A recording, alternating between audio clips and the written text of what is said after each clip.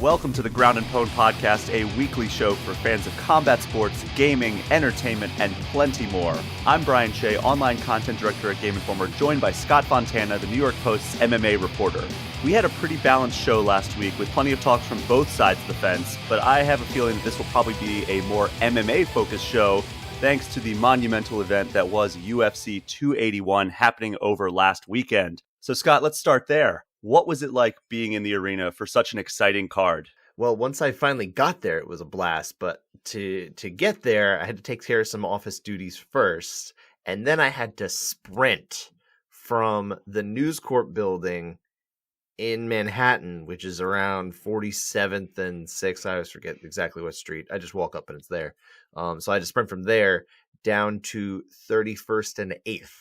I got there in about 24 minutes. It's a good time. Was terribly sweaty, was terribly tired. So I needed like my body to recover from that experience of getting, and the reason I had to get there in time was because check-in ended at 7. I had reached out to UFC contact. I wasn't hearing back, so I'm like, I hope this is okay. Because I let them know I was coming. They said, no, just let them know. Ultimately, later on, I mentioned it to someone else. They're like, "Oh, just if you're not hearing from them, reach out to us. It's fine. We'll take care of you. Don't worry." So I was like, "Okay, good to know for the future." But yeah, so I got really tired from that experience. But so this was around the time of Mike Trizano and Sungwoo Choi and Karolina Kowalkiewicz and Selena Juarez Gomez. It was right between there. So the Silvana. The Trizano victory happened. I was listening to it on my phone as I'm like sprinting and running through people. Because I had my wireless headphones in, and so I missed that. I showed up in time for Kowalkiewicz and Juarez Gomez, but I missed most of that fight live. And I'm in the back, and I'm still like drinking water and recovering and setting up with the kind of the team we had together. There was a video guy and a production assistant that were there too to kind of help out, record things, and use video, do the things that they would do, right? Mm-hmm. So I was coordinating with them. And meanwhile, this is happening as this whole weird scorecard situation where they couldn't figure out what the heck was going on. We found out later. It was reported, and I heard the same thing too from people I spoke to, that I guess Buffer took the scorecard before it was ready. Because they were still trying to fix something, and Buff got it, and he would have read the wrong thing. So somebody like marched in there, grabs it basically out of his hand, and starts like adjusting it. And he's like, no, it's not that. So obviously we saw this play out real time, but as much of a clown show as it kind of looked like, they got the right answer before they had to do damage control later. So, and it doesn't sound like it was the New York Commission that was at fault there, which is typically the case. Yes, it's usually the New York Commission. You're right. They typically will do something wrong whenever there's something to be done wrong. Having said that, sounds like it was Buff getting a little too overzealous. So one thing that you did not get to see was that first round of Trizano Sungwoo Choi. I was not there for that, no. Maybe the most chaotic round of the year. Like both guys on the verge of getting finished multiple times. You had a double knockdown right out of the gate. Like just pandemonium in that first round. It might have been the most fun round of the year. Maybe, I don't know, maybe round of the year, contender at least. See, that's number one. I have not actually gone back and watched that one yet, so I missed that. That would really didn't impact my coverage very much, so I didn't have to kind of go back for it really quickly. But I will definitely be watching it because number one, it doesn't take that long, and number two, like you're saying, it sounds pretty fantastic. But when I'm thinking of round of the year off of this card, I'm thinking about something in the neighborhood of round one of Poirier and Chandler up on the main card, because that was wild too. I mean, it was along those same lines, really, where it was just a back and forth thing. But the only thing about Trizano and Sungwoo Choi was that it had a finish at the very end of the round. The final 10 seconds of the round, you got a finish out of that, which was just like the perfect like end cap to just a chaotic round. Like imagine if that final exchange in Poirier Chandler round one ended with Poirier finishing Chandler up against the cage. it'd be like, all right, well, that was a perfect round. It's kind of similar to earlier this year when it was Drew Dober got the win over Terrence McKinney. Mm-hmm. That was another round that was wild for the duration, and then it ended late in the round too.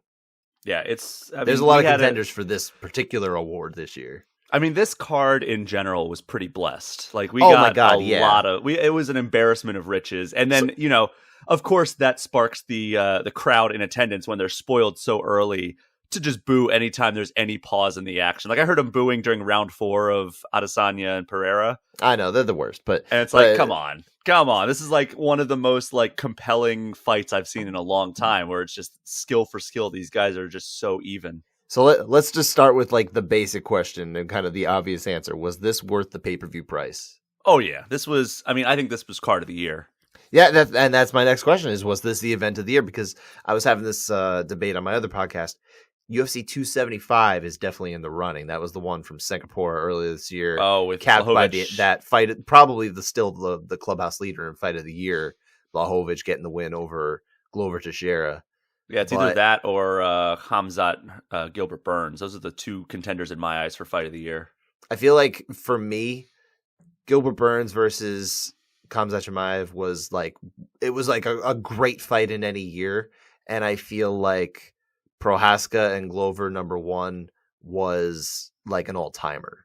Yeah, I would agree. I think there's just it's like levels to that stuff, especially because it was a title fight. It was just so knockdown, drag out, and it goes all the way to the 5th round, and then there's a finish, and it was also a finish late in the 5th and final round when it needed to happen for him to win. And nobody expected it either because it was the way it ended. Yeah, nobody expected Prohaska to submit him. They were like, "All right, if it's a knockout, it's going to be Yuri. If it's a submission, it's going to be Glover." But yeah, no. I think for me, that's the fight of the year, and this is the event of the year because I think this, as fun as that one was, and granted, I'm a little more spoiled because I was at the event. Mm-hmm. You have a little bit more of a different perspective not being there, but when I was there, this was the best live night of fights that I've ever been to in my life. I think that I would agree with you. This is card of the year. Yeah, this is the event of the year. I mean, looking at the results on Tapology here from top to bottom, almost every single fight was a banger or had an exciting finish. There were 11 finishes out of 14. 7 of them ended in the first round. That tied a record, they said. Anytime you get that, you're obviously getting a whole lot of excitement out of it. And there really weren't like sometimes you could say, oh, okay, maybe this fight ended early, but it was like, maybe it was a weird stoppage or something like that. Like we didn't have much of that.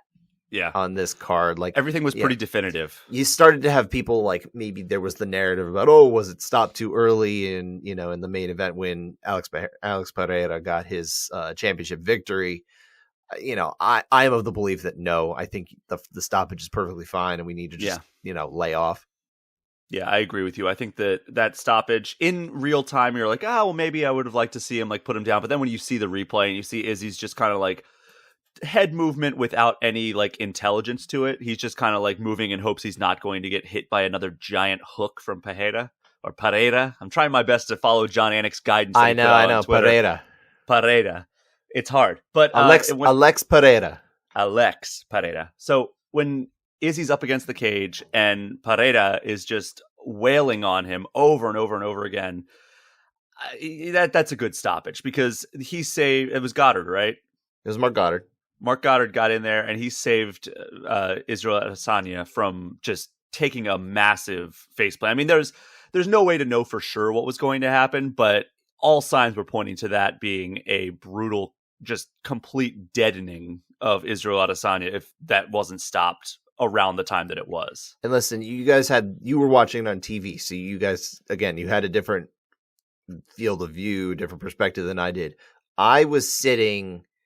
I had the front row of media row this time. They tend to do that for the local media when they come to New York. So that's where I was last year. That's where I was again this year. And I had one panel that I had like just a perfect view of if the action was there, like nothing was in my way. Mm-hmm. And then, a lot of other places there were some obstructions here and there for one reason or another. But this one panel, I had a perfect view. They happened to be right here at the finishing sequence. Oh, wow. Perfect view. could see everything. Izzy did not look great.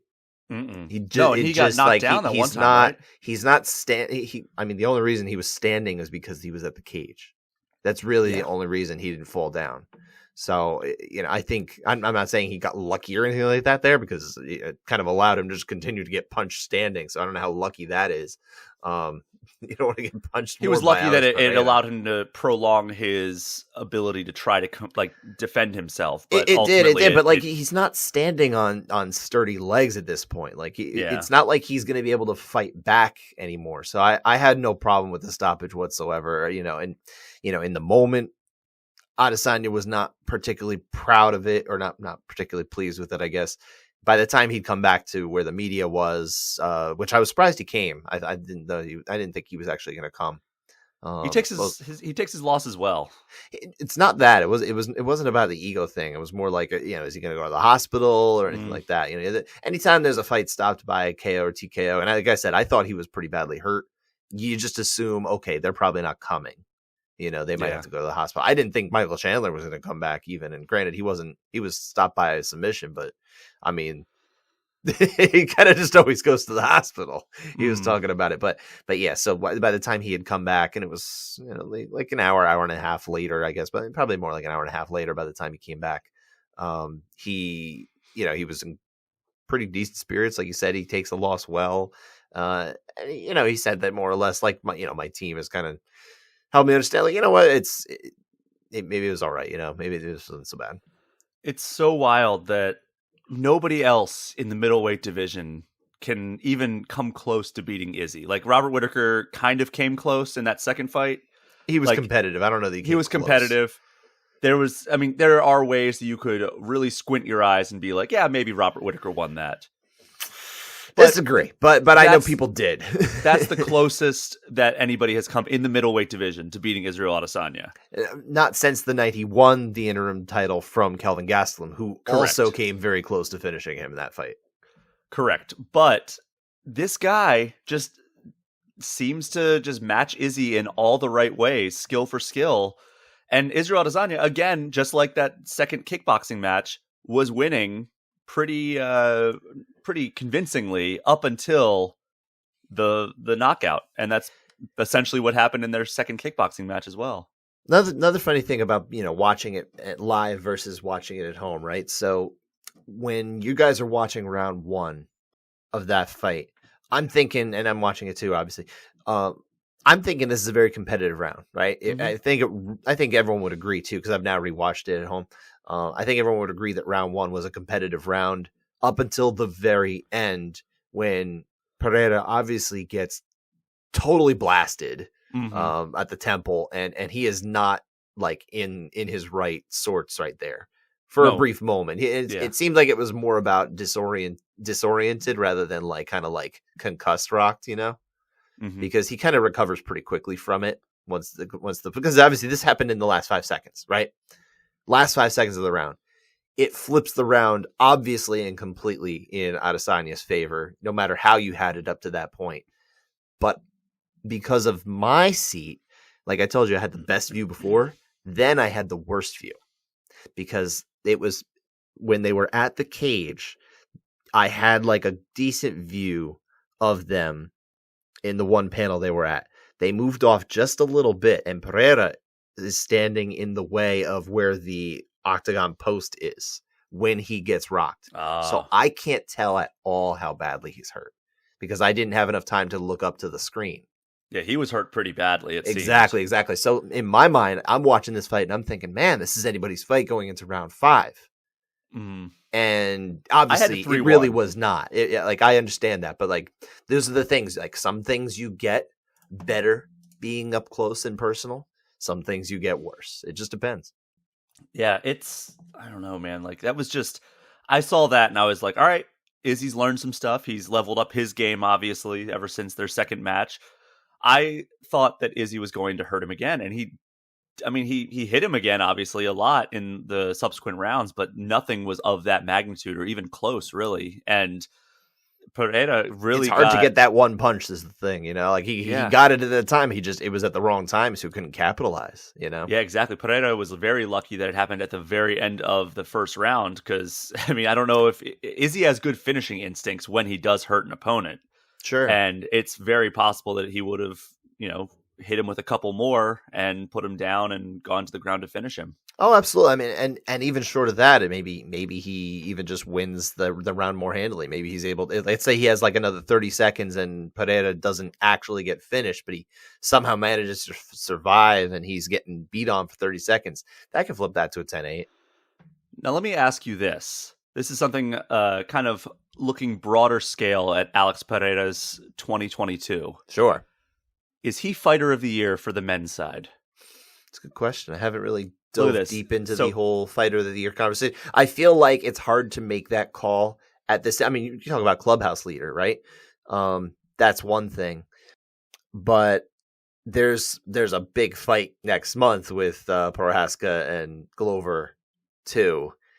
I think even though it's the same fight, in theory, if Prohaska wins that one too, you'd have to think about him as well because that's an epic way to have to close that year. So I don't know, but it's only two Pereira, fights, I mean, Pereira obviously, I feel like he almost qualifies better as like breakthrough fighter of the year. He does, but I mean, so he beat Bruno Silva. He just completely killed Sean Strickland. And then, that was the one fight where his trash talk matched his game plan, which was completely stupid and idiotic. And then Israel Adesanya, obviously, one of the most dominant champions we've seen in a long time. And it's the guy, as Joe Rogan kept saying, he only had 5 MMA fights. He's 7-1, so he clearly has more than. I had a tweet about that where it was I know this is your 5th MMA fight, and I said Joe Rogan to Alex Pereira, who just improved to 7-1. Yeah, it's math's hard. It is, but I think that he has got to be the clubhouse leader in my book. I like I said, I haven't really given it the deepest of thought yet. I think my thinking would be potentially Alexander Volkanovski has a better case. That's fair. You could almost even make the case for Leon Edwards just because the nature of that victory was just so monumental.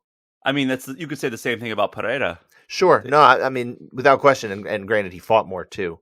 I don't know. It's tricky. Like I said, I'm having this conversation with you in real time, trying to figure out where I stand, and that's kind of hard thing to do. Aljamain Sterling had a great year. You can say what you want about TJ Dillashaw's state for that fight, but Aljamain Sterling picked up a very stunning, in a lot of people's eyes, victory over Peter Yan earlier this year, as the underdog champion there, and then he just destroyed TJ Dillashaw. So there's a conversation to be had for him. We'll have to come up with some categories because I have a feeling our end of the year episode of this podcast will have both gaming and MMA awards to talk about. We have to do that, right? Yeah, that sounds like a fun time. Figure that out. But there's some other fights that we should talk about on this card before we move on. I mean, we had a lot of stuff here. So here's another reason why this is a candidate for event of the year, or at least the front runner in my opinion. Yeah, 2 title fights. Both of them changed hands. Both of them by finish. Sure, absolutely. Actually, before we even move on to that, there was a question I wanted to pose to you because I've been having this thought in my mind. Pereira getting to the title so quickly, especially after having been dominant in one sport, basically being more or less a specialist, right? Like I wrote a column about he's not a specialist, but he's about as close to a specialist as you're going to get in modern MMA. Oh yeah, I think that's fair to say. I mean, I'd even especially say he is especially at the top. Like there's people who come in and they're not well rounded, but they don't win the title. I mean, ever since Damian Maia retired, I would say yeah. But he didn't even win the title. That's the thing. This is the very rare case. The only other case that I can think of, not just being maybe less well rounded, but also a very quick start to the career before they get to the championship. Brock Lesnar. Well, those are the 2 fastest title climbs ever, ascensions. It was Brock Lesnar, and then I think Pereira was one fight longer to get to a title. But well, in the UFC.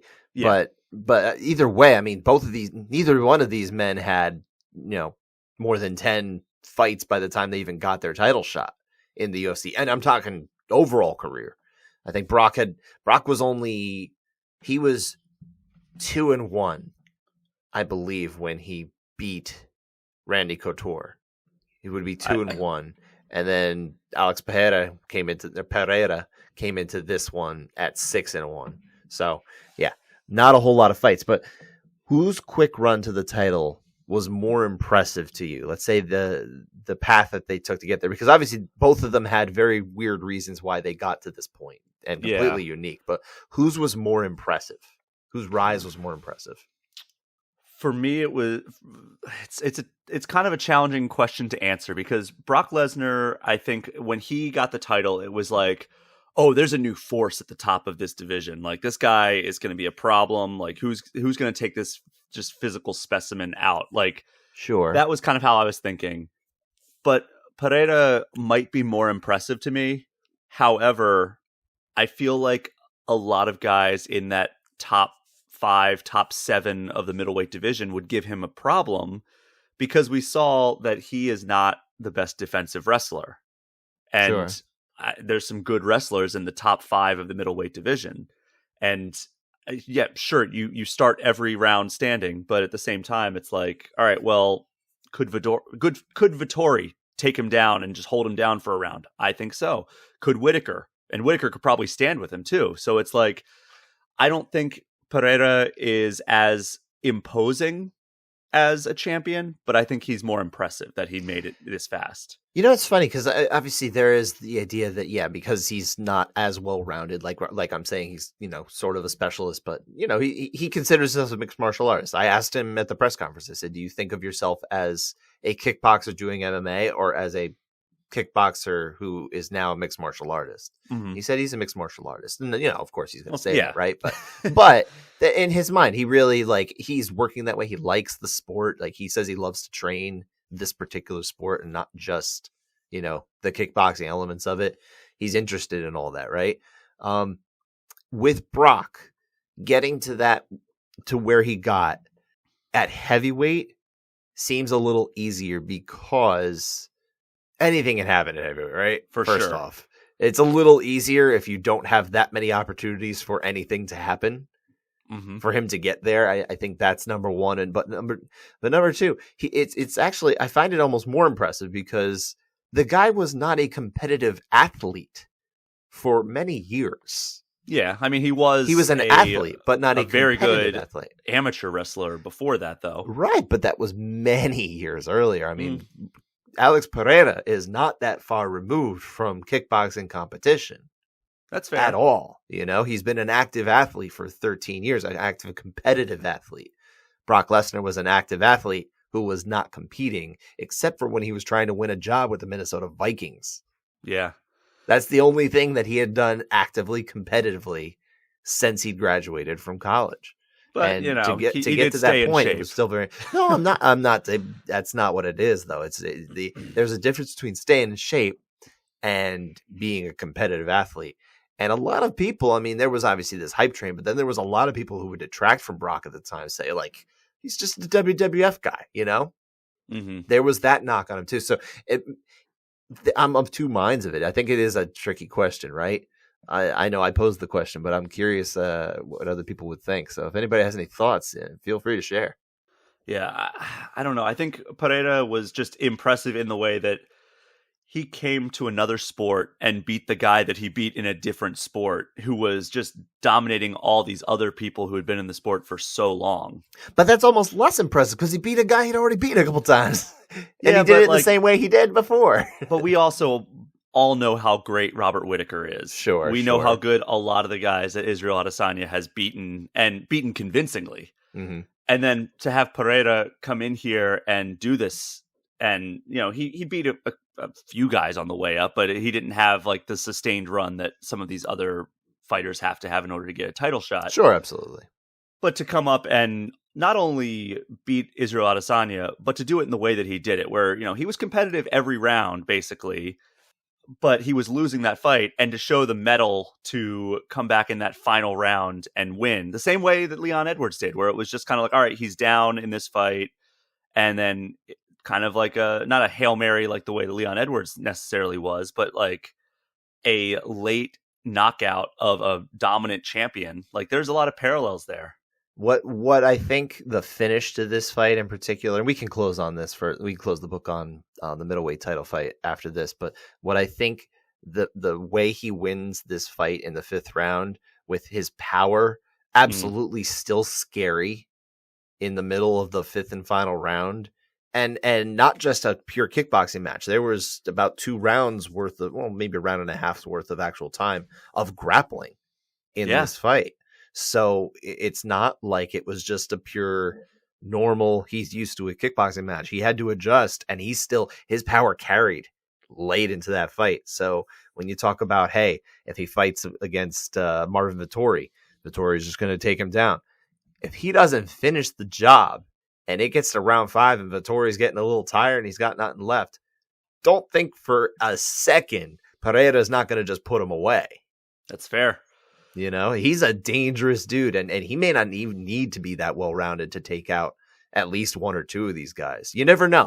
I'm not saying he's going to, but as much as you have to account for that, he's got to adjust to everybody else's more, let's say, diverse offensive arsenals than Adesanya has. You have to account for the fact that this power is scary, and he is a very intimidating striker, and all the fights start on the feet. Yeah, and he's precise. That's the other thing. That's what, like, Adesanya never had like that crazy one punch knockout power, but what he does have is precision, and he has craftiness, and he has the ability to know the right angles to hit you at, and that's sometimes more of a knockout threat than just all out power. I think we saw Paulo Costa come in on that one exchange that Adesanya finished him. Adesanya's strike on Paulo Costa that put him down wasn't like a Francis Ngannou-esque knockout punch. He just glanced him off the side of his head, and Costa never saw it coming, and that's what put him down, and that's what was scary about Adesanya. Pereira has both of those factors for him, where he has that crazy power that carries late, but he also has that precision that made it such an imposing force in kickboxing and now MMA. And I think the other thing with Pereira is that he is an even more intimidating kind of presence. Just in general, there's something cold and calculating and kind of like, it's just a little scary about him that he can go in there and I don't mean scary to like you and me, but what I mean scary to you and me as well. Well, sure. I mean, granted, but I also gave him a fist bump this week when I was leaving the hotel. He was just kind of standing there on his phone. I was like, hey, good luck, and I gave him a fist bump. He was fine. That's what did it. Large hands, by the way. Which they love on the broadcast, apparently. They're obsessed with hand size. Montel Jackson, they wouldn't shut up about how his hands are bigger than Francis Ngannou's. Yeah, I know. I was like, all right, enough, guys. Let's and they even talked about like, oh, we know we harp on this every single time this guy fights, and then they continued to harp on it. It was have we investigated whether Francis Ngannou has unnaturally small hands? Do we know that? That would be very funny. Because that would like, do we they just pick like a red anyway? But no, I mean, but as far as the intimidation, I mean, someone gets in there, like if you feel this guy in front of you and you're like, oh, this guy hits really hard. And he's like, if he's pressing forward, because he was able to press forward in this fight against Adesanya. Now, granted, he wasn't necessarily always winning the rounds, but I think I think the fight went the way he wanted it, as funny as that sounds. I think in the end, certainly. Well, sure. But like the engagements were typically happening where he wanted them to be. I don't know that Adesanya was content to fight on the outside. I think it's just like that's where he had to go. Yeah. I mean, it seemed like there were a couple times where Adesanya was trying to take the center of the cage, and Pereira just wasn't having it. And then eventually it would lead to Adesanya getting backed up against the cage. And we saw him so many times in that kind of past the warning track in the danger zone of like, being stuck in these very intense striking engagements with his back up against the cage, which is something as we saw at the end of this fight, is you don't want to get in those with Alex Pereira or Alex Pereira. Alex Pereira. And also Adesanya, when he does land that fight or that punch at the end of the first round that really kind of changed things, at least for that particular round. When he lands that, Adesanya had moved off the cage just enough to be able to get it. He wasn't always there. He wasn't always even having that kind of room. If he doesn't have that room, he can't land that punch and he can't end the fight. Yeah, it was interesting to watch. Like I was so compelled by this fight from the moment that it started. I think it was just one of the edge of your seat fights that you rarely get, because like it has to be that combination of stakes, skill for skill matchup, and the way it's playing out, because this could have been an all-action fight. It could have been a repeat of Adesanya Romero. It could have been somewhere in between, but we got the right balance of exactly what we were hoping for, where it was just like it was tense from start to finish. This is honestly, this is a better like fight in terms of the quality of the engagements and the level of, you could call it mixed martial arts. It's more about the striking than anything, but I think it's of a higher whole quality. Round of wrestling. Was that? There was a whole round of wrestling. I know. But when we're talking about this, I compared to what I'm saying as the fight of the year in Prohaska versus Glover #1, because as much as those are high level athletes, of course, there was a lot of tired sloppiness going on there. And there was a lot of like wackiness, right? That was not necessarily the case here. Granted, like I said, the grappling was not of the highest level necessarily, but the striking. I mean, have we had more high level striking engagements in mixed martial arts ever before? Probably not. I mean, these are two of the highest really level fascinating pure strikers that we've had in the UFC. Probably the two best high level strikers that we have in the UFC currently. And to see them go 4.5 rounds essentially in a championship bout was just a treat. I think this fight deserves to be in the fight of the year conversation. If it wouldn't win, I wouldn't pick it, but I think it deserves to be somewhere in the top 10 somewhere. It probably isn't even ahead of Poirier versus Chandler, which was the fight of the night. But that, again, I think there's something about this that was very special. I think it was part of it was, the moment in time rather than just the fight itself, watching it later or something like that, right? But, yeah. Did you see Dana's response at the press conference? Were you at the post-fight? I was at the press conference. Yeah. Who was somebody asked him like, "Hey, so like, how do you keep Adesanya engaged and like interested Kevin in Iole fighting?" was asking him. Yeah. Okay, so it's Kevin Iole, and he's beaten all these guys at below the championship level. Like, how do you keep him engaged? And Danny just goes, "Money, probably." Yeah, it's like, maybe you should try to engage your other fighters that way too. Well, most of them he don't care about. Let's be honest, they're just some fights to them, right? Exactly. Yeah, but someone who is worth, I think, probably the investment for the UFC in a lot of reasons, because they have investments in different parts of the world.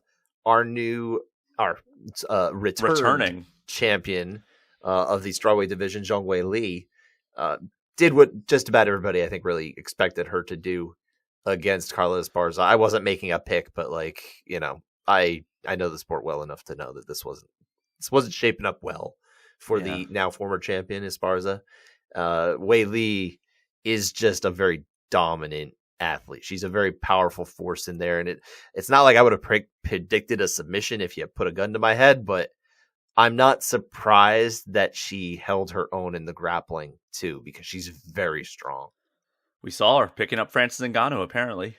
I mean, that's one thing, right? Like, obviously that was fun and it shows that she's strong, but also like that's, functionally, is that what's actually going to happen in the fight, or is this just messing around in the gym? But obviously she does have that strength. She can strike well. She's obviously strong on the mat as well and well versed down there. I think she's like the total package right now in a way that no other fighter is on the roster at that weight class. Mm-hmm. She seems to be set up to me to be in for maybe a better run to the title than she had, because number one, when she lost the belt to Rose, I'm not saying it was like, I'm not trying to like shoot it down as far as accomplishment, because she got hit. She got knocked out. Mm-hmm. Sometimes, though, that just happens. That doesn't always prove who's the better fighter overall. just the better one on that night. The second fight was more indicative of where these two women were at. And I think it showed at least that they were on the same level because it went down to a split decision. It went Rose's way last year, but I actually had it for Zhang Weili when I forget who I scored it for, honestly. It's the point being, it's entirely reasonable to go the other way, and not just because the judges said so. And I put more faith in the judges than most people do, but I thought that was, you can reasonably get to a Zhang Weili score in that fight. And now what we have here is, I think, an even better version. She is training over here in America more often. She is getting, Thailand. I think, superior. Yeah. What's that? She's in Thailand as well. Yeah. I mean, she trains in different places, but to get the American style training too, diversifying her game certainly has seemed to make a lot of changes, a lot of positive changes. Training with, Henry Cejudo and that crew. It seems to have really grown her to another level. And the question I would have for you, how close do you think she is to becoming the greatest strawweight ever? Because now she's getting into the conversation. Yeah, she's beaten Joanna twice. I think she would need to knock off Rose Namajunas at least once, because Rose has a claim to that right now as well. Is that a must? Like, must she beat her? Let's say Rose falls off even, and she doesn't they don't make that third fight. Does she really need that? I mean, it would be helpful. It would be immensely helpful, because then she would have wins over the other two women who have a claim to that throne, right? Mm-hmm. Joanna Jędrzejczyk, she's beaten twice. Once by decisive knockout, once by greatest fight ever. She has lost twice to Rose Namajunas. And it's hard to say anybody is the greatest in a division when there's somebody else who has a claim to that and also has two victories over that person. What would you say to the idea that Carla Esparza then should be ahead of Rose Namajunas for having two victories over her? I would say that you're smoking something very strong. But honestly, it's not that far-fetched. Carla Esparza has a very accomplished career when you really look at the details of it. She does. The fact that, again, she does have two victories over Rose. You can't discount those. But and I'm not making the argument that Carla Esparza is the greatest of all time. For me, the greatest strawweight that we've had so far, like GOAT is like the term we just used, but it's like a placeholder, right? Because we still haven't necessarily had that dominant force champion. The closest we've had at strawweight is Joanna Jędrzejczyk. Yeah. Or at least in the modern version of strawweight. You could go back to Megumi Fuji and all that, but let's say in the modern UFC era of women's MMA and stuff like that. Joanna definitely, I think, has that crown right now, but I don't know how far off Zhang Weili is. I think if she's set up here, let's say she goes, 2-0 next year, wins a couple of championship fights over, probably Amanda Lemos, seems like she's next. I had neglected the fact that Jessica Andrade is moving up to flyweight to fight Lauren Murphy. So she's actually not even in the strawweight picture anymore.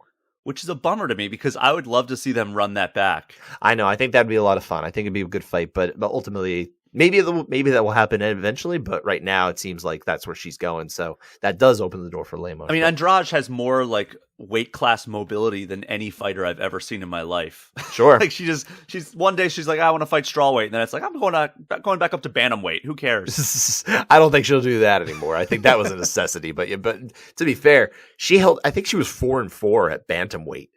Against crazy. Clearly larger women.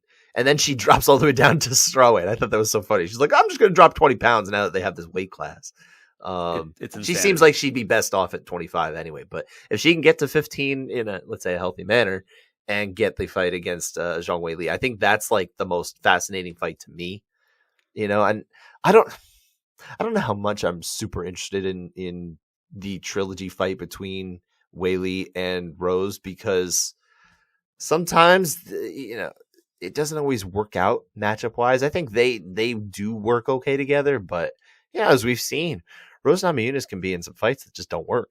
Yeah, and I don't know. I'd like to see a fresh matchup. Like, you kind of have a situation like we've had at lightweight for a while, where it's just like the same people are fighting each other in like round robin style. And, we'll talk about that a little bit more in our next fight here. But like, I'm just so tired of like, all right, it's Namajunas, it's Weili, it's Jędrzejczyk, which obviously is not a factor right now. And it's like, we just need some fresh blood in this title picture. I would love to see Lemos. I would even the return of Andrade. We just said Lemos is probably going to get the shot. I think it seems like that's all signs are pointing to that. So I'd love that, because it's just like the same faces are fighting over and over again. Esparzo was the anomaly in this case. Sure. And other than that, it's just been like constant. It's been a triangle between Weili, Jacek, and Namajunas, and we need some new faces in there. Well, part of the problem is the women aren't getting the job done. I mean, Marina Rodriguez had her chance against Lemos and she couldn't win that one. But Mackenzie Dern had her chance against Marina Rodriguez and she couldn't win that one. Yeah. And Yan Xiaonan, she got the win over Mackenzie Dern, but she has a loss to, I forget which one of them it is. Who'd she lose to? She lost to, she lost to Esparza. That's what I was thinking. So yeah, like a lot of these women are just having trouble kind of breaking through into that category. And part of it's on them, I think a lot of it is on them. There's one person who is blameless here because she actually has won all of her fights, but the judges keep giving it to her opponent, and that's Angela Hill. I'll just let you have that one.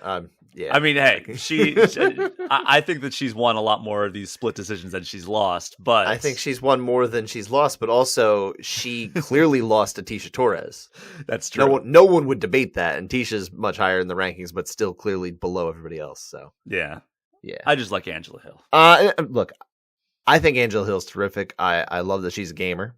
I had a nice conversation with her about Final Fantasy VIII when she was playing the remaster that came out. I tipped her off to the fact that you can change the speed to do like 3x speed and stuff like that. I'm sure she appreciated that. I think she did. I think she was interested to give it a try. But look, it's not that I don't like her. It's just a matter of whether I think she's where she should be in the picture of women's strawweight. And I think she pretty much more or less is where she ought to be. So you want to move on to this third fight on the card here? I think obviously there's a lot. Like we've got Frankie Edgar obviously had a tough time. We've had this fight that we mentioned, like you said, Poirier and Chandler. I don't want to run out too much time because we've got a lot that we've got to get to. I would say real quick, what do you think are kind of like? What do you think Dustin Poirier gets out of this now that he's got the victory? I think he gets a Beneil Dariush matchup. In a fair world, he would anyway. I mean, maybe they bump him up to fight after Volkanovski for the title against Makhachev. But it would make some sense too. Who knows? I would love it since we had this Volkanovski versus Makhachev champ versus champ fight squared away for February, which was announced during the card or like right before the card, I guess. Yeah, it was the same night. I would love it if Poirier fought somebody else not named Gaethje or Chandler in that top 5. Okay. Although I would take another Gaethje fight too. But yeah, what do you say? You wouldn't like it? I mean, I would take like any combination of those guys is going to be incredible. Chandler, yeah. Gaethje, Poirier, Chandler, just any of those matchups are incredible and guaranteed action. It's just a matter of like, how many times can these guys fight each other over and over again? And like how many combinations? We've done all the combinations at this point. I've now started to see the comparisons to the Four Kings of boxing. Yeah. And I think I don't know who started that narrative, but honestly, it does make a lot of sense. Like there really is just like, I think an elite level of talent up at lightweight. And it's reasonable that they're still at the top. I'm sorry. It just is. Like, Beneil Dariush deserves his shot to see if he belongs there or not. But, I mean, if he doesn't, let's say he goes against Poirier next, and Poirier just, slaps him away. I mean, what does that mean? What does that say? It's like, obviously, there's a reason. There's levels to this, right? But so, like, the only fresh matchup in the top 5 for any of these guys is Beneil Dariush, because Poirier lost to Oliveira. He's beaten Gaethje. He beat Chandler. And then you do the same exercise for Gaethje. He's beaten some of these guys. He's lost to other guys. Chandler, same thing. The only one that none of them have fought is Beneil Dariush. Here's a question I have for you, and I don't want to go deep into this because, again, we've got so much still to cover on this show. It's a good show loaded with a lot of stuff. But who outside of, let's say... Do you have the rankings up, by the way? I do. Okay, so let's go past. I want you to go all the way past Sarukian, who's 9. Give me 10 and below. Which one of these individuals do you think has the best chance to like break through into that elite category in a few years? Conor McGregor, obviously, because the UFC is going to do anything they can to get him in a title shot. Let's say here I'll give you 3 names then. I'm going to say Jalen Turner. I was going to say I wanted to focus on kind of the more newer names. You're talking here. meritocracy. You're not talking like who is most likely to get a title shot. I'm indeed talking about meritocracy. So you're not talking about the UFC. Yeah, I think in particular, I probably should have just specified this. I'm thinking between Jalen Turner, Damir Ismagulov, and Grant Dawson, who are our 3 out of the bottom 6 of the top 15 that really are still on the come up. Yeah, I would say Jalen Turner. I would be curious about Jalen Turner. I've had my eye on Jalen Turner for quite a while. He brings an interesting skill set, an interesting frame that I think is going to be a problem for a lot of people, and he seems to be improving every time he's out. So I'm curious to see how high he can climb. I could see him. It's any of these guys I'm still thinking maybe is a year away from getting into that range, but maybe even more, especially in lightweight. Like it takes a special talent to really break into that top 5 because it's all these recognizable names that they squat on their ranking essentially, and then they have like one fight a year, and then they keep their ranking, and then it's like, all right, well, even though Chandler lost, is he really going to drop that far? Because he had a great fight with a guy who was higher ranked than him. I don't know that these guys are sitting on their rankings. I mean, Poirier, when I talked to him, he just couldn't understand why he couldn't get a fight earlier this year. That was true. He fought 3 times last year, by the way. Yeah. Granted, 2 of them were Conor, but he also had the title fight. And what's he going to do? Say no to the Conor fight 2 times? I mean, Conor, if anybody's squatting on the ranking, it's Conor McGregor. Correct. He literally doesn't even, he's not even in the USADA pool. He should not be eligible for the rankings. He should not be eligible for the rankings. His last lightweight win was Eddie Alvarez, and he's still number 13. His last lightweight fight was more than a year ago, and usually that's enough to get you removed from the rankings. Well, you don't want to anger him because then he won't. Then he'll throw his fit, take his ball, and go home. Yeah, whatever. I won't miss you. So, do you think that this, with Chandler losing, looking at the rankings, does this bump him below RDA? So, does this mean Fiziev is entering the top 5? I don't know. Probably. But who knows? The rankings, the UFC rankings panel, first off, is made up of a bunch of people, almost all of which have like nothing to do with anybody who actually covers the sport on the regular. It's such a small group. We don't even know who they are anymore because they removed the names. So it's at the whims of a few people that don't have a whole lot of impact on the greater MMA conversation. So who the hell knows, man? I love the MMAfighting.com rankings. Yes, not only I think they do a good job. Do they pay attention to the sport, unlike some of the people on the rankings panel? Yeah.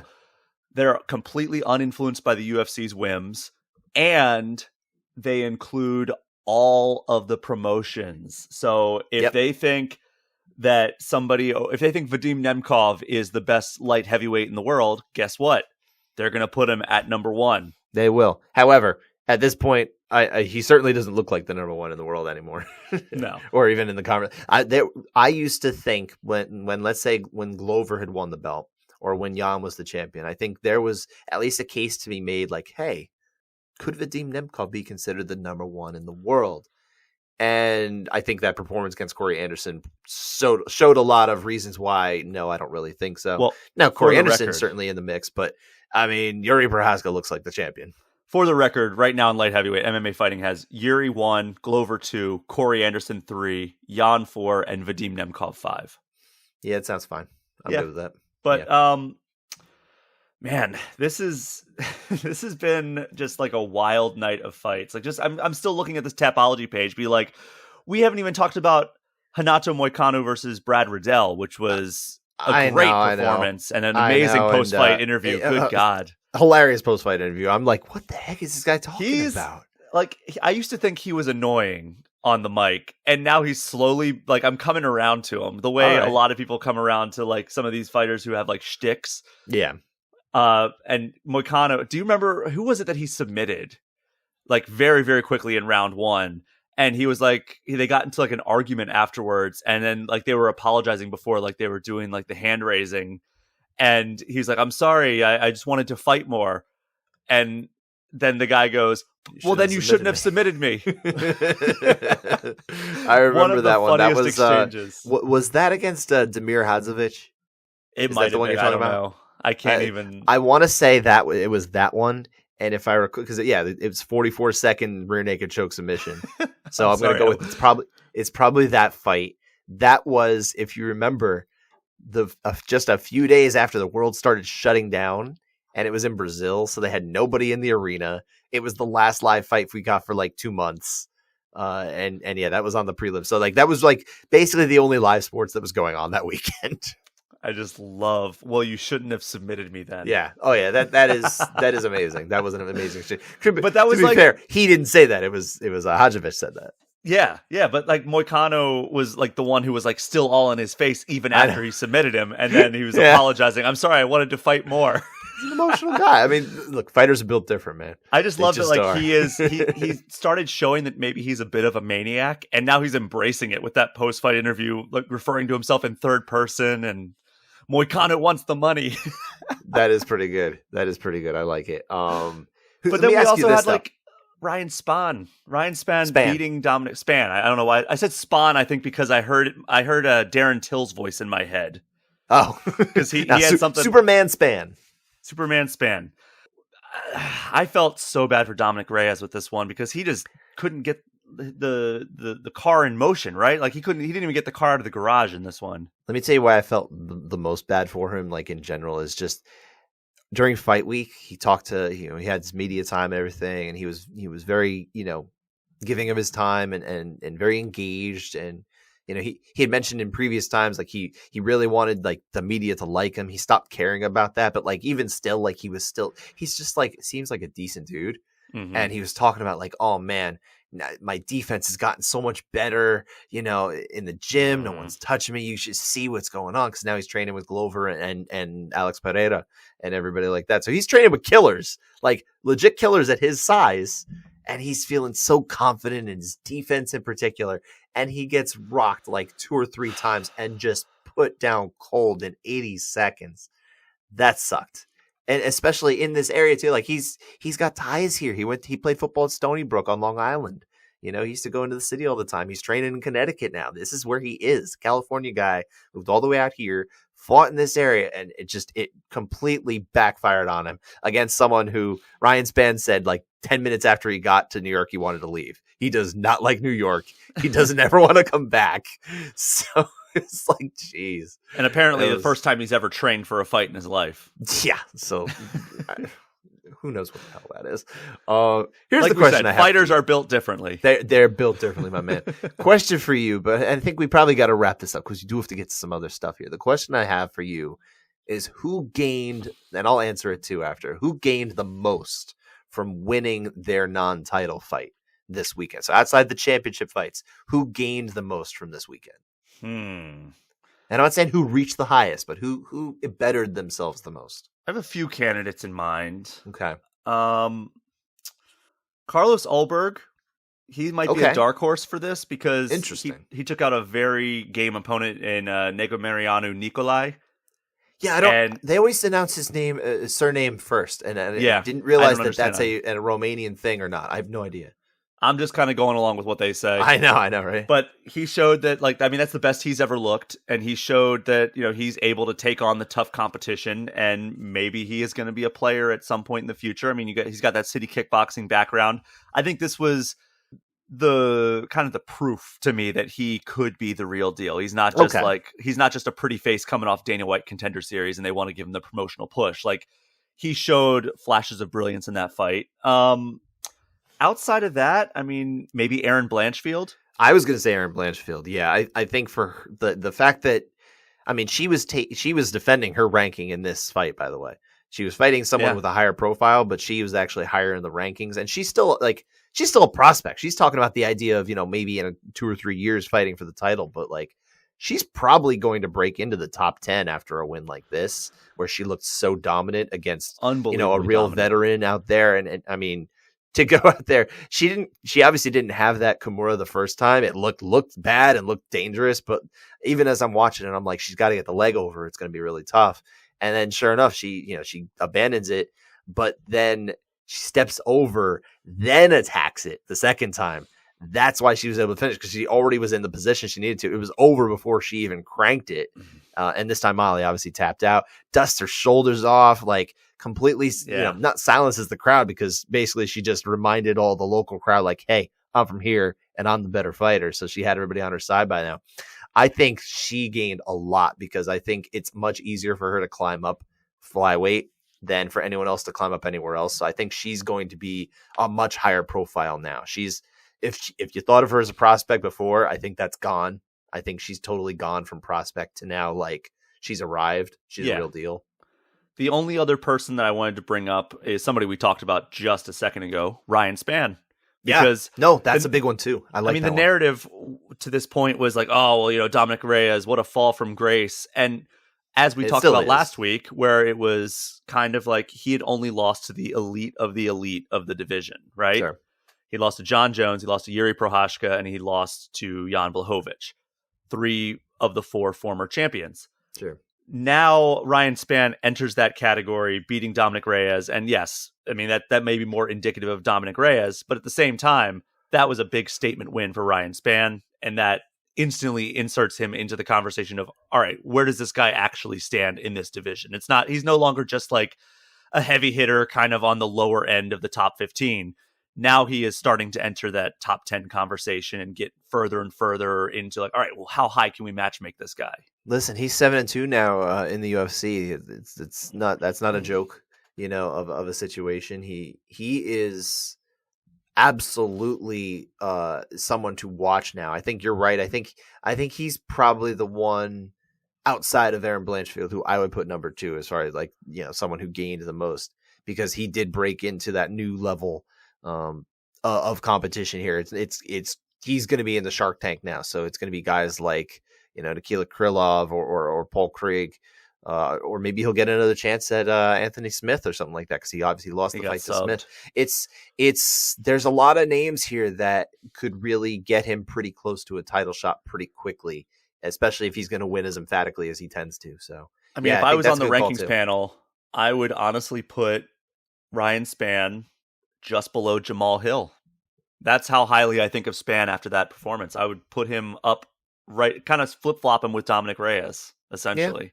Yeah, probably fair. I'd put him just above Krylov, just below technically, Jamal Hill. again, Dominic Reyes was just defending his ranking, so to speak. So if that's the case, then Spann should jump all the way up. The loss that Spann had to Johnny Walker is now a couple years old. As time goes, you start to kind of, I think, not degrade, but discount, I guess, the degree to which you count these, head-to-head situations. It's like we were talking about earlier, where it's like, all right, well, the first Rose Carla matchup, like, we didn't really put a whole lot of value in that going into the second matchup, and then obviously the second matchup went as it did. But like, because we were like, oh, well, that was like both Namajunas and Esparza were completely different fighters back when they fought for the first time. We can't really put too much stock in that. And I think you could say the same thing about the way Spann and Walker matched up. If you fought them against each other now, you'd probably pick Spann pretty easily. And again, the rankings panel in this situation is goofy. Like, they have Amanda Lemos ahead of Jessica Andrade, no matter what the weight situation is. Like, Jessica Andrade beat her this year by finish, emphatic finish. You can't just leapfrog her. It just doesn't work that way. It's stupid. Anyway, the rankings are dumb, the UFC especially. So MMA math. MMA math. It's always great, right? Let's move on to this coming weekend as well, though. And I think we're gonna have to keep this on the briefer side, my friend, because we're getting deep into this show. We do have 2 cards. Let's start with Bellator, though, because that's coming on Friday. We already referenced Vadim Nemkov and Corey Anderson. I think this is the better card, to be perfectly honest. I would say so too. You got 2 championship fights. 2 championship fights. That's one of them, and that's also the final of the light heavyweight Grand Prix with $1 million on the line. So a lot of stake. Part 2 of the final. Yeah, let's try it again. Come on, it can't go crazy again, right? Right? You're right. MMA. We always know what's going to happen in an MMA fight. I feel like now we're starting to expect that something weird will happen. Once people start to expect the weird thing, it doesn't happen. So let's keep that energy. Let's just let this happen and be done. Let's get it done here. I like this fight. I spoke with Corey Anderson, like I think I mentioned earlier, right?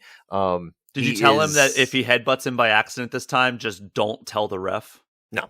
Because this time, like the first time he like did it and he was like, we clashed heads. And then the ref was like, all right, let's stop and take a look at this. And then it was like, yeah, this is over. My guess is Mark Henry went over that with him. I think he's got that covered. But yeah, I like this fight. I do think it's going to be hard for them to adjust too much in what appeared to be a disparity in the wrestling. Yeah. Which favored Anderson here, especially as the fight goes on. Like if Nemkov's going to be dangerous early, and I think if Anderson can kind of negotiate those waters, it's probably going to be very similar. And who knows, maybe he even gets a finish this time. I'm not making any predictions necessarily. I think Nemkov. I really think highly of Nemkov, but it's just a tough matchup. I think in terms of the stylistic matchup for him. So I'm seeing this is in Chicago. I should take the 7-hour drive and get there. Yeah, go for it. Why not? What else are you going to do with your life? Yeah.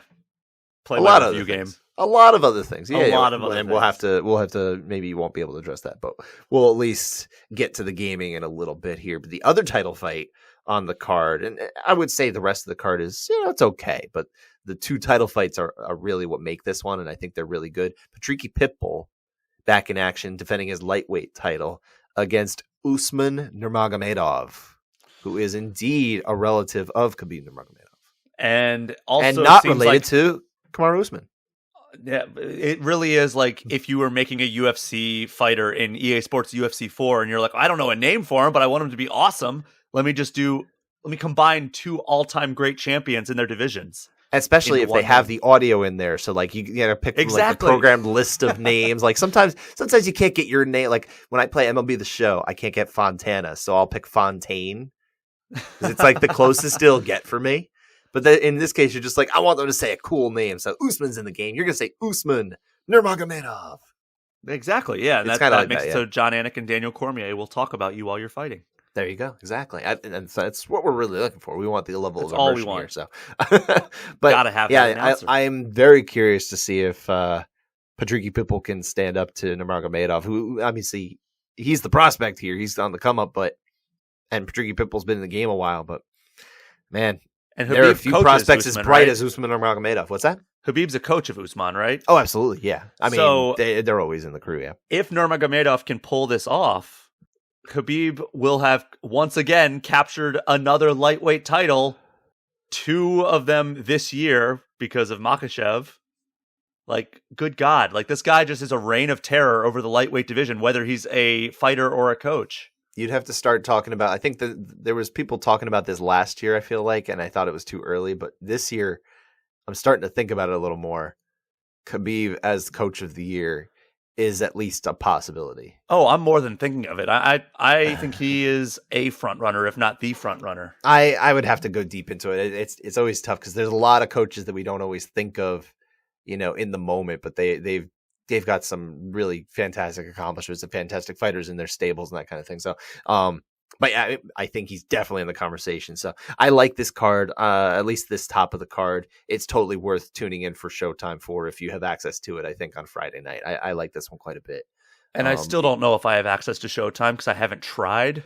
But yeah, I think it's part of my Paramount Plus. I think you need to check, dude, because I was having trouble accessing it the way I thought I would too. It's such a confusing, and also I tweeted about this. My Gmail inbox is just inundated. I heard about this with subscription notifications saying that my price is going up next month, and it's like everybody just decided at the exact same time. Like my Apple One subscription is going up, my Disney bundle is going up. My there's one other that it was like your price is going up. I think it was. I don't even know. Disney Plus maybe, or no, it's part of the Disney. I don't know. There was one other that was like every single one is telling me that my price is going up, and it's like, all right. At what point does Disney Plus go from that to Disney minus, where it's off the board entirely? I mean, HBO Max already reached that threshold. I know it did for you, yeah. And I wish it didn't because there's some stuff on there that I want to watch. I want to watch House of Dragon. I want to watch Euphoria. Mm-hmm. I want to watch.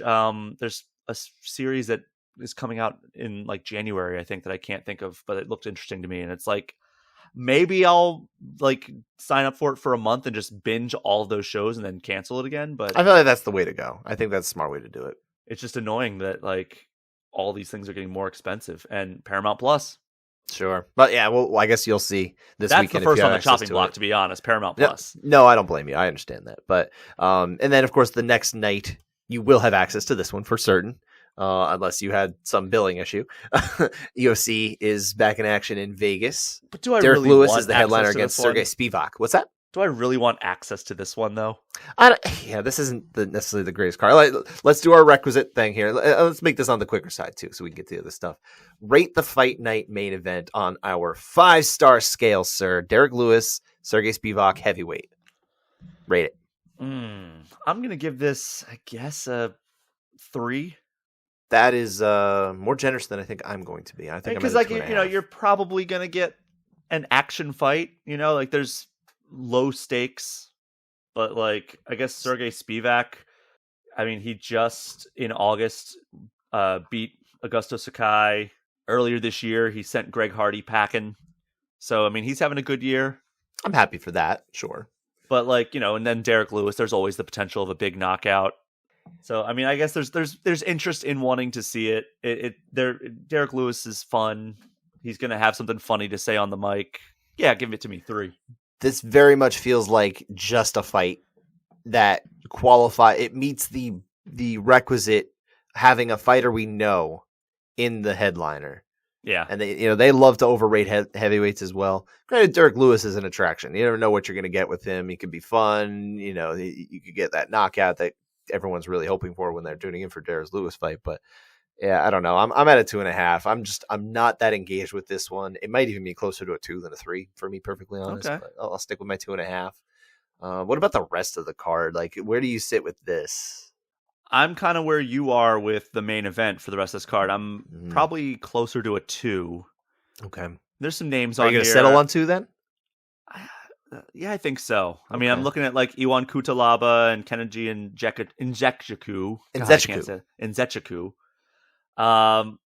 Muslim Salikov and Andre Fialho. I like. I do like that fight too.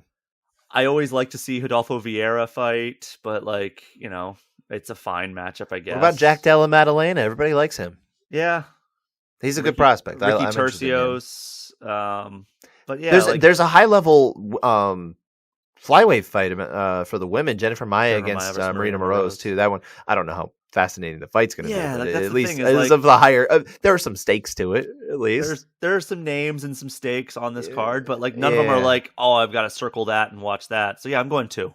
Yeah, I'll go 2.5. Because I do like Muslim Salikov. I do like Iwan Kutalaba is such a bad man. It's just and I'm very curious about the development of Jack Della Maddalena as he continues to climb up in welterweight. He's actually much closer to contendership than I think I would expect him to be at this point in his career, but he's doing well. So yeah, this is just kind of another test for against Danny Roberts. But I think if he passes it, he might start moving into that like upper regions. I miss the days when Iwan Kutalaba would run up like right on his opponent when Bruce Buffer was introducing him. I think he'll still do it. I think he'll still try. I thought the last time he did that was when Magomed Ankalaev like tried to wrestle him when he did it. Do you remember that? I'm pretty sure they still let him do it. I think they just are more prepared now. that was hilarious because he just like ran up on Ankalaev and Ankalaev's like, I'm not taking that, and just like grabbed him basically. Yeah, that was ludicrous. But yeah, so that's kind of where I sit. I think as far as the fight that I can't miss, like if I'm trying to make a recommendation to you, and it doesn't sound like we're giving you the most glowing endorsement, dear listener, of this event, I would say the fight that I don't want to miss is Jack Della. I want to see Roberts. I want to see how he does. Yeah. I mean, that's a good fight. I would. Yeah. I mean, maybe Salikov versus Fialho. Salikov Fialho looks fun too. I mean, those are the 2 that I have most circled, and then what looks to be the co-main, because who knows? Iwan Kutalaba versus Kennedy and Nzechukwu. That could be fun as well. But like what stakes? Who knows? It's just like well, if you want to see guys that might knock each other unconscious, there you go. People do like that. Of course, the main event has that potential as well. There's people who like fight sport because of that potential. That's true.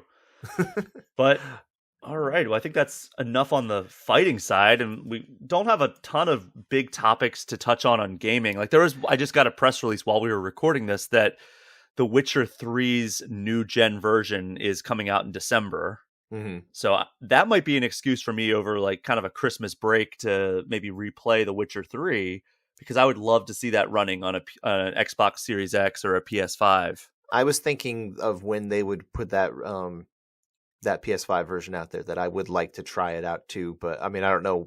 We'll see where the cards lay out as far as what games I'm playing, because I might, maybe I'll pick up some games when Black Friday comes around. Black Friday deals. We'll see. Well, I know what game you are playing now. Yes, you do. I'm playing. I can't talk about my game, so go ahead. Yeah, I'm playing the heck out of God of War Ragnarok. I played. I'm now like 15 hours in. So as much as I was I wrote this week. I wrote, counting Fight Night, I wrote 7 stories, which for me is a lot because I'm doing this in addition to my other duties at the Post. I managed to find a way to go out on Friday night there was like an ESPN media mix or two. So I was hanging out with some other media members and getting to know some people from around the world and some other people too. I had time for social life, had time for a hell of a busy work life where I worked overtime and came home. I got home from the fights, by the way, at 4:30 in the morning. Oh my and God. I was still writing after I got home.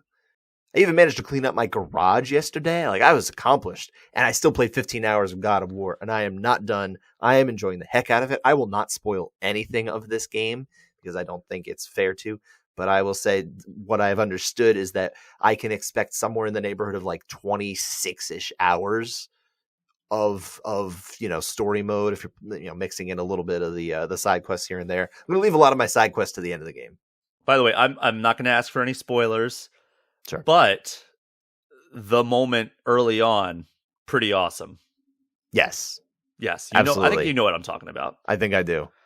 It's look, there's some incredible combat in this game too.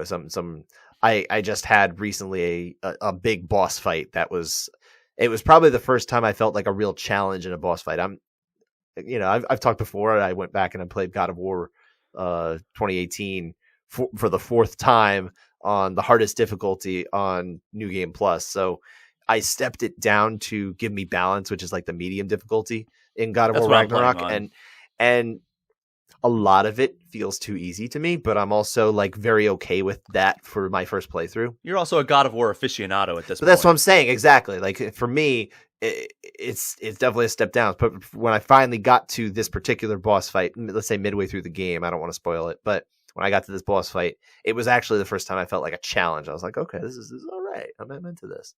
Yeah. And I'm very interested to see how some of these are going to play, because New Game Plus, I assume, is going to be in the game or patched in at some point, if Probably. not already available. I'll find out when I beat it. But yeah, I'll definitely go back and I'm going to platinum this game. I'm going to play the heck out of this game. I love it. It's a very, very good game. I think it's my game of the year so far. I'm not a huge Elden Ring fan, so I mean, maybe that's one that I go back to and eventually find the appreciation for. Maybe that's what my Christmas break or Thanksgiving weekend game is. But like, I don't know, like God of War, I have had to take a break from it because I had a couple of review games. I had Sonic Frontiers, and now I have another one that I am currently playing through that we'll be able to talk about next week.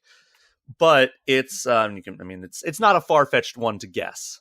No. I'll just leave it at that. But I have a feeling. Yeah.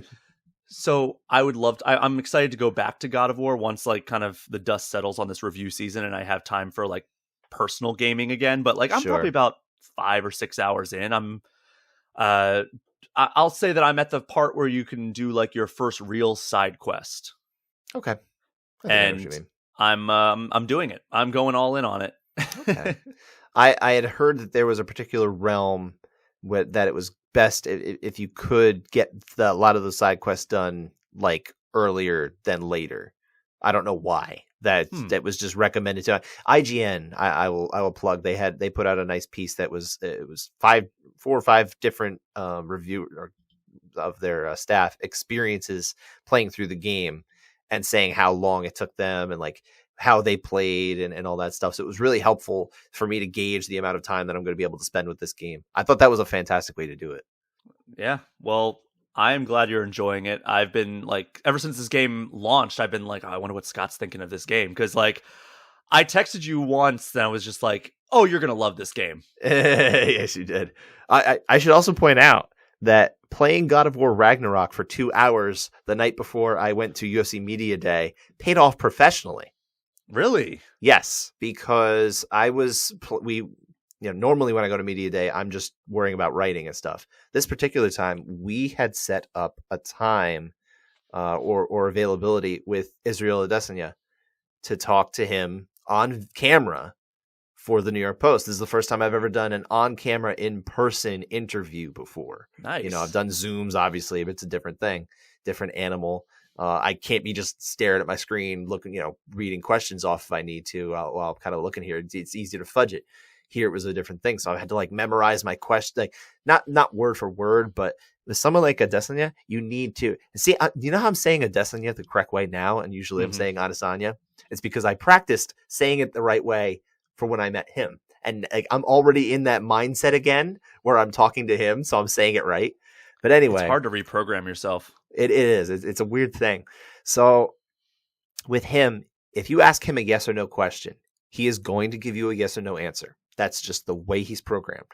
I don't know if it's a game that he likes to play or not, or if he's just I'm going to give you the minimum of what you ask, or I'm looking for interesting questions. But if you ask him yes or no, he'll give you yes or no.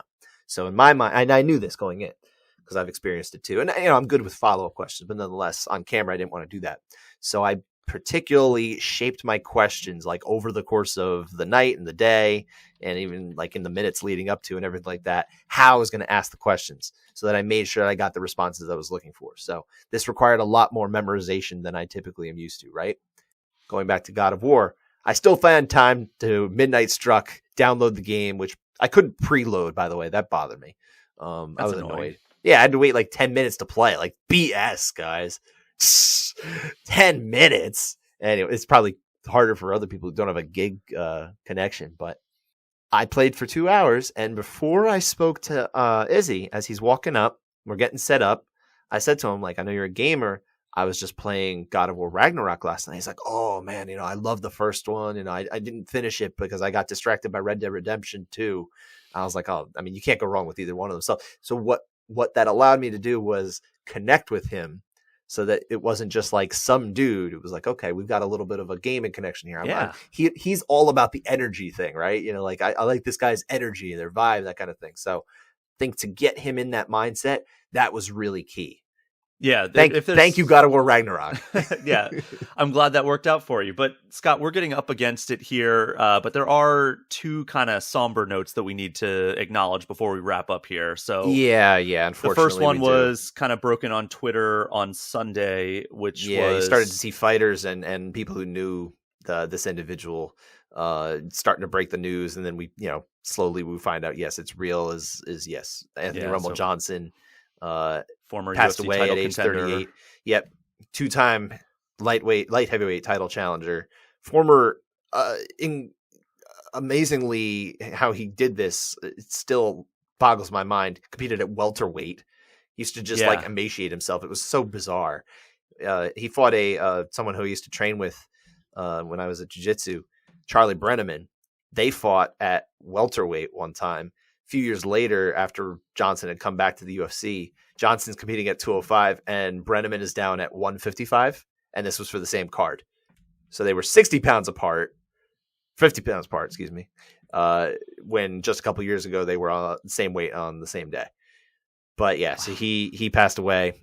He'd been battling an illness of unknown illness, non-COVID. Apparently. Yeah, a couple of weeks ago, his manager Ali Abdelaziz did tweet something that seemed kind of ominous, "Hey, just keep Rumble Johnson in your prayers." And people were like, "Oh, what's this about?" But he made it seem like he's gonna pull through it. Don't worry. And then then obviously this news. I think everybody's just hopeful when they are talking about people that are in those situations, But yeah, he had one fight in Bellator, a couple of cancellations there. He obviously, you don't want to hear it about anybody who's basically our age dying. That's tough. He does leave behind a more complicated legacy than I think a lot of people have been talking about yet. And, I get it. You don't want to smear the dead, but, all you have to do is Google him and find out about why that might be a little more complicated than just that he was a fighter who unfortunately passed away. So, but nonetheless, my thoughts and prayers, are with, those who will, miss him, those who knew him, those who loved him, those who he loved. So, my thoughts are with you if you're dealing with the grief of that. Yeah. And then we also lost another person that I think impacted both of our childhoods quite a bit. And even our adulthoods because of his work on some video games. And that is Kevin Conroy, the voice of Kevin Batman. Conroy is just, for me, I don't know about you, man, but like, I always wanted to meet him. I always thought it would be wonderful to meet him. He seemed like just like a decent person, like a decent human being. Mm-hmm. And obviously he brought life to Batman in Batman the Animated Series. For me, I hear Batman, I hear him. I don't hear Keaton. I don't hear Christian Bale or Robert Pattinson or anybody. It's not even Adam West. For me, it's Kevin Conroy, and it's always going 100%. To be Kevin Conroy. He lives on in my head space, and he always will. I don't get affected by a lot of, like, let's say celebrity deaths. Is he a celebrity? He probably wouldn't have said so. He probably would not have said he was a celebrity. Wouldn't have said but I think he is. But he's such a. You've heard him. Like, if you ever saw a Batman cartoon, if you ever played one of the Arkham games, absolutely. Do you have kind of a particular favorite of his work, especially in the role of Batman? I would think it's gotta be his work in the Arkham games. Like, he was so great. He did all of the Arkham games aside from Arkham Origins, and he just when I read a Batman comic now, I read it like when Batman is talking, it is Kevin Conroy's voice that I hear in my head. Sure. Like, obviously, like, I love a lot of the Batman movies, and I think a lot of the actors who have portrayed Batman have been fantastic, but Kevin Conroy is, for all intents and purposes, Batman, right? Absolutely. Even now, like, when he wasn't always the role of Batman lately, like, sometimes he would still pick it up. Even after I think he said he was done, he would still, like, come back to the role. But when other people would do it, I'm just like, it's okay. You're not Kevin Conroy, but, like, sometimes it works, sometimes it doesn't. I don't know. I'm very mixed on other people who have done the voice of Batman in the recent years. It's a tricky act to follow. Yeah, obviously he was fantastic in the Arkham games, but as of course makes sense because he ages and his voice has changed over the years. So by the time he gets to Arkham, his voice sounds a little different than when he was originally Batman, like when Batman TAS aired 30 years ago when we were children. So it's not exactly the same Batman voice, and I'm not saying I discount it. It's just it is different. I go all the way back, and I think my favorite thing of him when I hear Batman in my head, not just his voice, but him saying, "I am vengeance. I am the night. I am Batman." And he's just that's what I hear every time. I want to say it was definitely I'm almost positive it was a Scarecrow episode, and I want to say it was Fear of Victory, but maybe it was a different one. Yeah, he's just got a booming voice. Perfect for Batman, and it's just a shame that we lost him last week. 66. That's our parents' age, right? Like my parents are roughly that age. It's just like when you hear that, obviously, we're talking about another man who lost his life, and he's our age too. It's 38. You know what? You two people you gotta appreciate people while they're here. I think a lot of people appreciated Kevin Conroy. Oh, absolutely! I think he was very appreciated. Yeah, on Twitter. But even before, I think people loved him, and I think he probably got that like everywhere he went. That anybody knew who he was.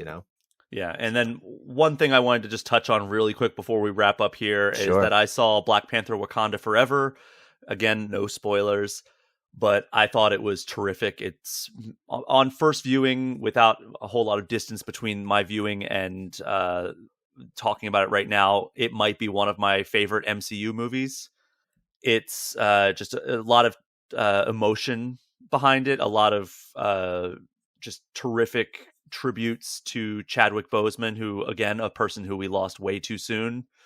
And I think that they handled it all spectacularly, and the story itself was also very good. And I highly recommend people go check it out.